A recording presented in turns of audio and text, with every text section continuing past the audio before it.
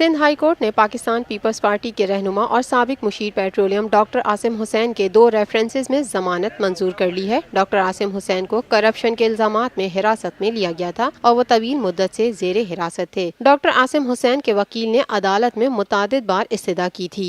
2015 को आज ठीक 19 महीने हो गए। 19 महीने से जब रेंजर्स ने 90 डेज के लिए उनको अरेस्ट कर लिए बगैर किसी इंटीमेशन के, और उस दिन मैं एक चैनल पे बैठा हुआ था, सिंध नेब ने ये कहा कि हमने इनको नहीं उठाया है, हमें नहीं पता।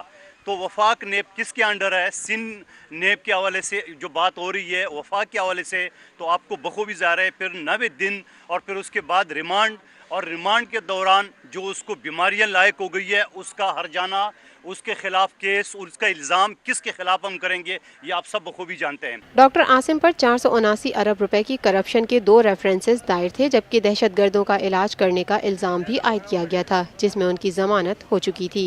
रेफरी जज जस्टिस आफ्ताब गोड ने दलाइल सुनने के बाद डॉक्टर आसिम की जमानत मंजूर कर ली है, जबकि अदालत की जानिब से डॉक्टर आसिम को 25-25 लाख रुपए के मचल के जमा कराने की हिदायत की है। ये है TNN TV। देखते रहिए ताज़ा तरीन खबरें और एक्सक्लूसिव रिपोर्ट्स।